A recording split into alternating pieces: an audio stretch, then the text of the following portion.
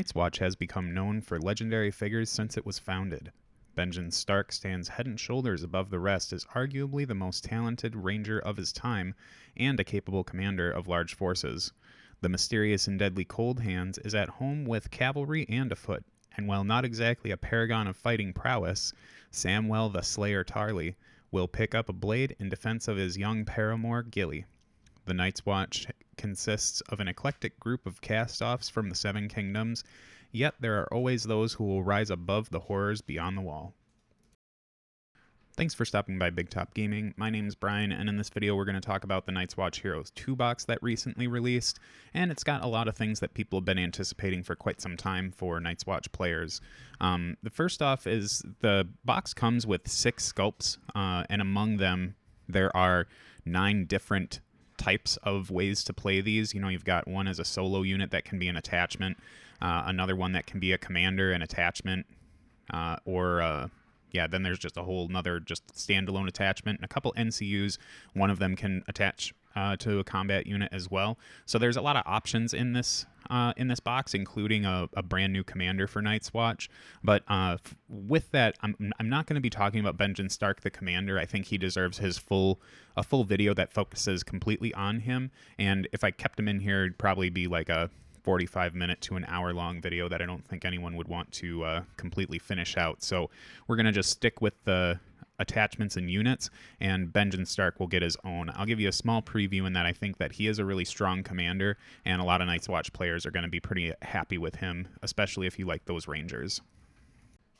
So let's get things started with the units, and we'll go into the one that I think a lot of people have been anticipating for quite some time, and that's going to be Coldhands, the Mysterious Ally.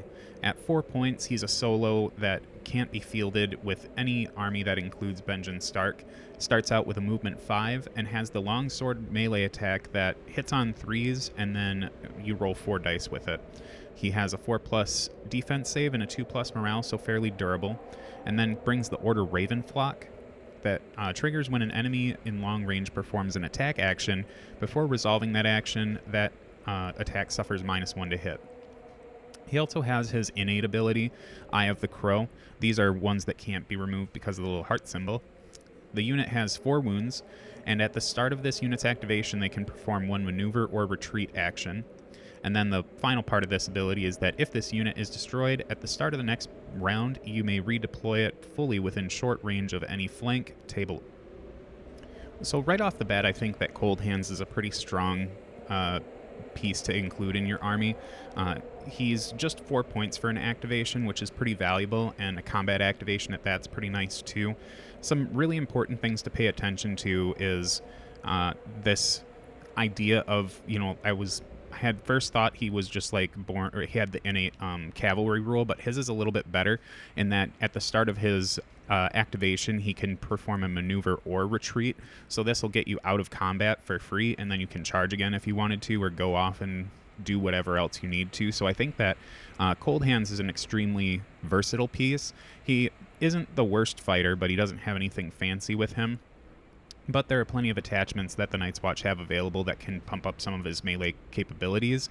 But giving this order that lets you suffer -1 to hit for an attack action, that's pretty bonkers. And it's not bonkers, I mean, it's good. I think that veterans are something that people will see quite a bit in Night's Watch lists. So with Agile combined with this, those veterans could stick around for a really good long time, and you'll be able to get a lot of value out of Counter-Strike. Or counterattack, I forget exactly what the ability's called these days. One of the things that you need to watch out with for Coldhands is the idea that he keeps coming back is really cool and attractive, but he also gives up victory points with victory through combat, so you'll just want to be careful that you're not putting him into fights that he's eventually going to be losing. You want to make sure that he's going to places to do things that he actually can complete. I do think that there's some value or interest in putting him into something where you know he's not going to survive, just so that you can redeploy him in a space where you might be taking an objective that your opponent might have abandoned. I do think that he is, outside of just being a speed 5 with a pseudo-cavalry rule, he is extremely mobile on the table and can just show up wherever you want him to.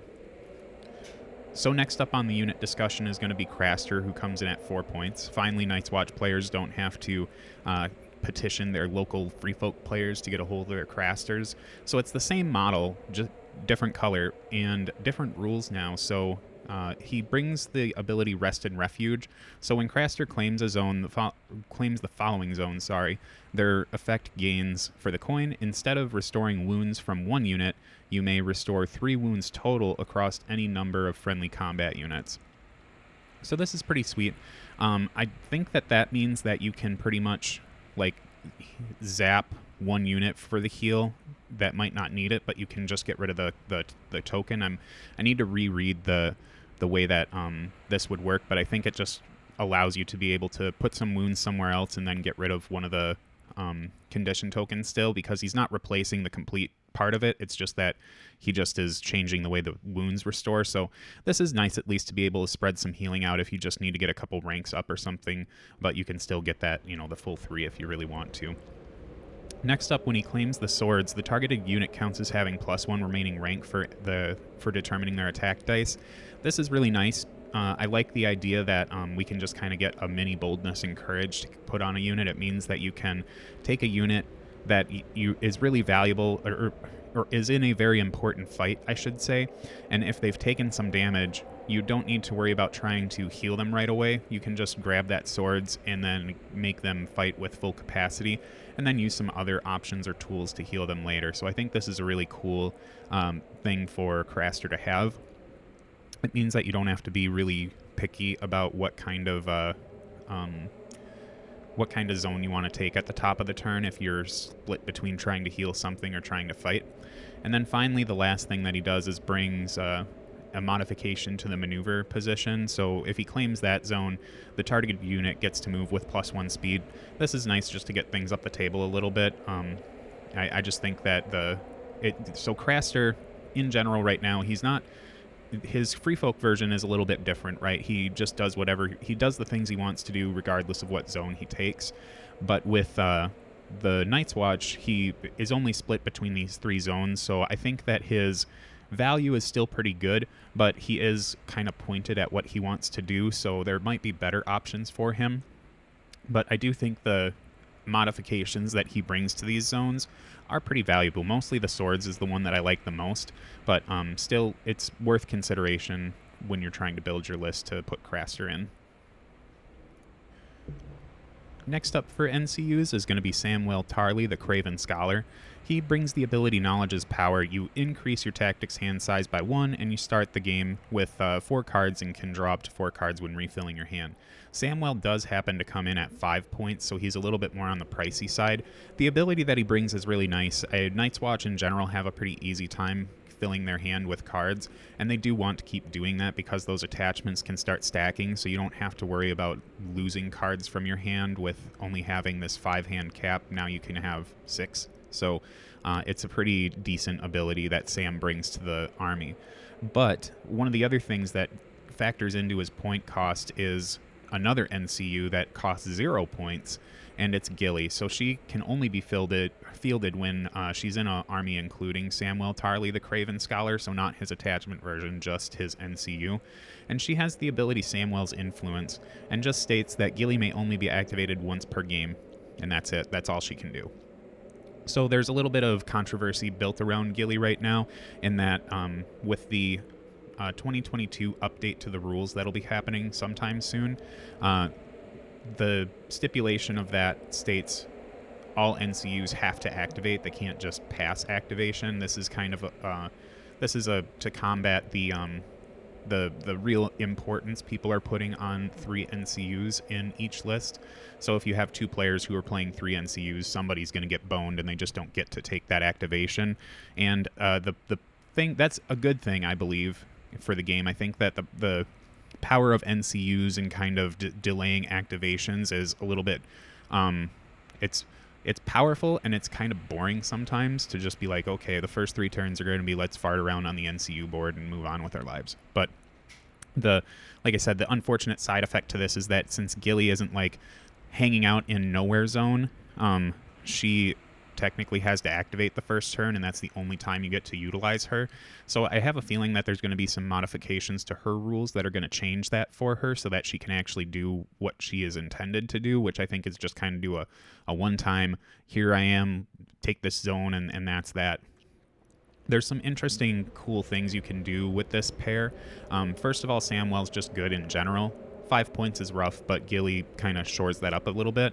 But I'm thinking about, like, and this is really, like, really expensive, but thinking about something like going into that mid game, you have like Corrin half hand, so you're spending 11 points on these NCUs, but you get that third one for the one-time deal, and then that way, if you find yourself in a place where you want to sacrifice Corrin half hand to stop an activation for a unit, then you're not hurting so bad for that turn. I mean, you'll be hurting for the rest of the game if those are the only 2 NCUs you brought along with you, but it is something to think about, at least in terms of like bringing Corrin with you. I think that he has some really interesting capabilities in the game. It sucks to bring a 6-point NCU just to watch him die. So, but that stopping an activation of a unit can be pretty powerful. But I don't know. It's a lot of points. Maybe it's not the best, but it definitely seems like it's something fun that you can do to try and like shore up the fact that you won't have him for those turns. So late game, it can be a real pain in the butt for your opponent if you're stopping them from getting on an objective they want to get it to, or stopping them from killing a unit that's very close to dead, so you can just, heal them back up without having to worry much about it. So next we'll just go right into Samwell Tarly's attachment. This is Samwell Tarly, Sam the Slayer. For 2 points, he brings the ability, brings the order, battle plan. Just triggers at the start of any turn. You discard 2 tactics cards to search your tactics deck for 1 card and add it to your hand, then shuffle your tactics deck. This is also kind of helped out by the ability Bookkeeping. This is the same thing that his NCU has, so as long as he's on the battlefield, you increase your tactics hand limit by 1, and then you start the game with 4 cards and then draw up to 4 cards when refilling your hand. So I think Samwell as an attachment is pretty cool. Night's Watch players, like I said, they often have an easy time getting cards in their hand, so discarding 2 that you don't really feel like you need to go get that clutch commander card or clutch vow that you really need at a certain point in time is really nice with Sam. Bookkeeping, again, a great ability. I think he's really worth the 2 points that he has. I think this is the one, if there's one thing that's going to stop you from seeing Sam as a NCU, it's going to be that his attachment's pretty good.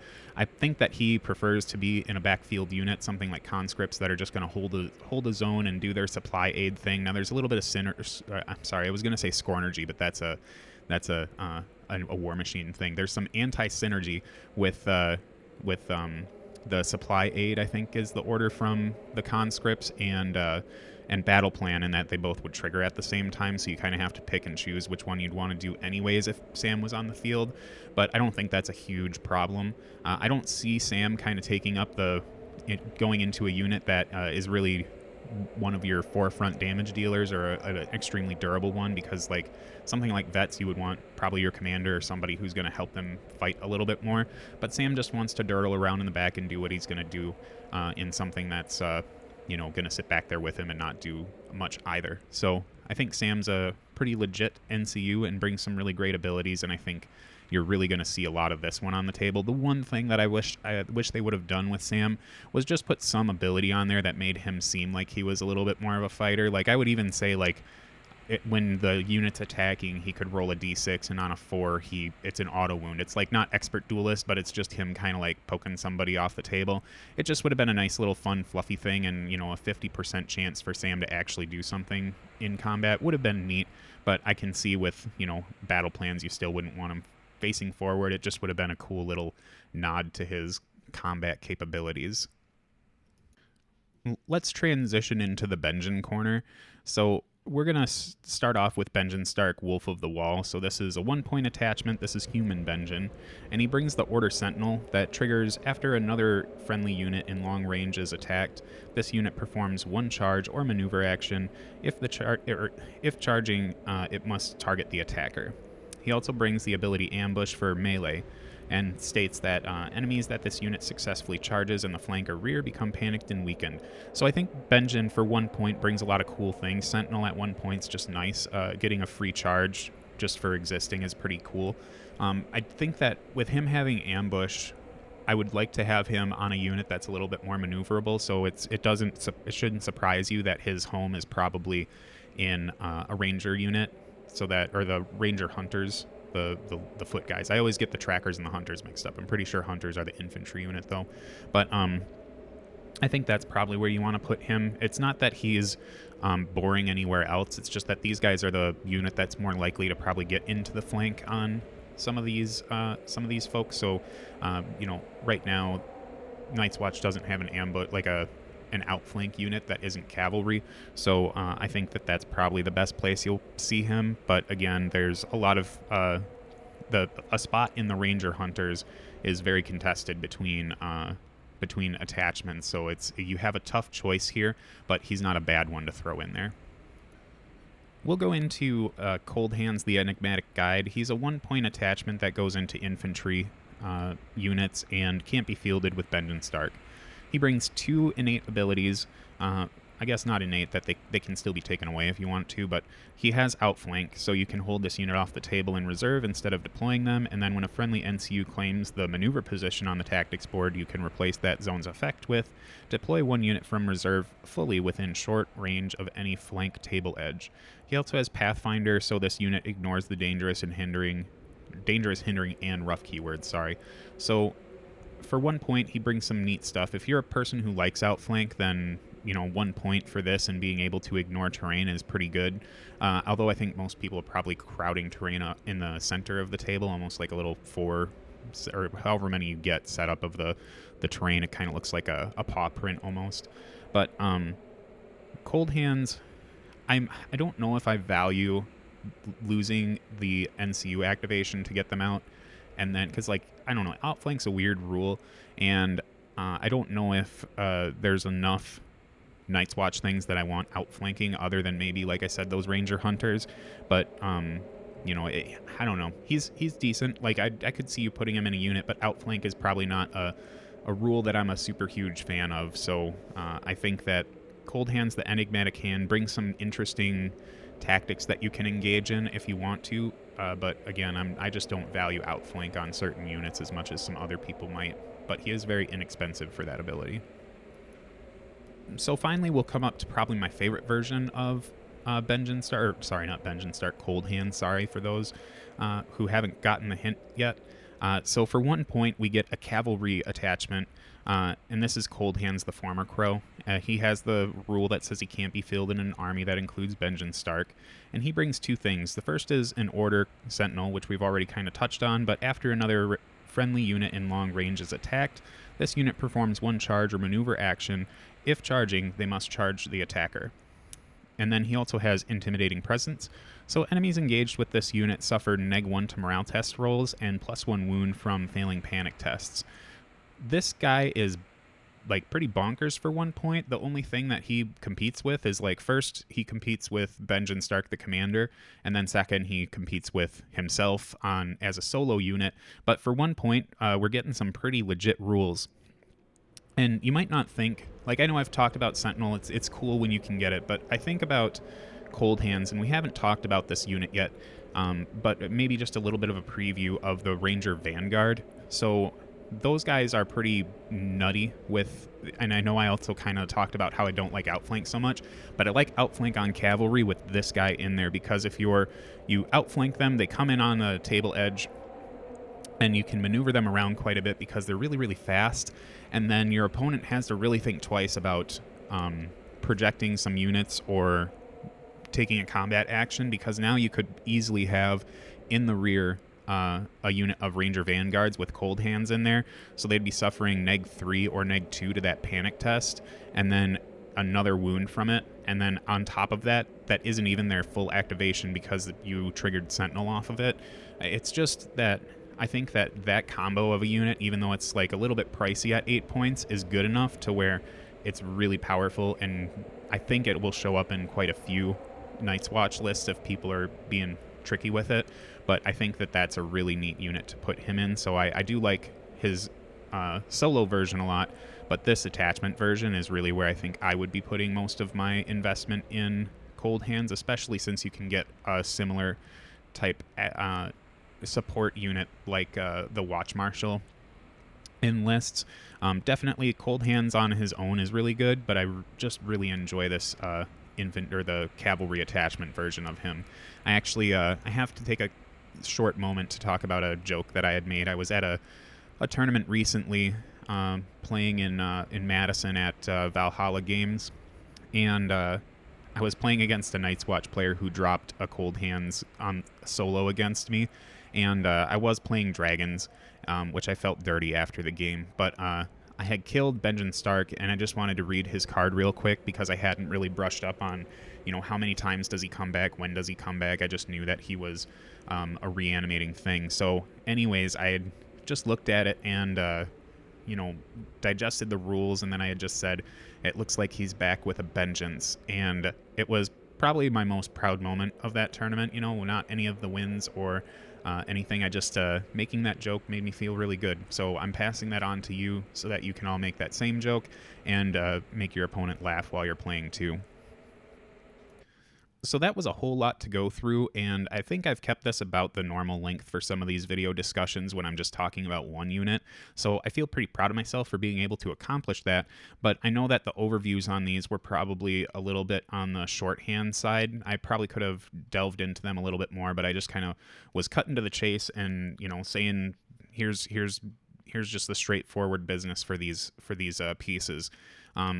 Like I said, I do want to take a real shot at talking about Benjen Stark, the commander, because I do think he's very good and brings some cool, unique stuff to the Night's Watch army. I do wish this hero box had like one more commander in it, because from what I can remember, Night's Watch is a little bit short on commanders, and maybe that's by design, but it would have just been nice to get another one in there. All in all, like, every hero box that comes out, I think that every player is going to want them because they add so much variety to your army. This one maybe not as much because it's only one commander, but you get Coldhands, who, in addition to being really good in several varieties, is a really impressive looking model, and you finally get your Craster, so you don't have to worry about the free folk issue.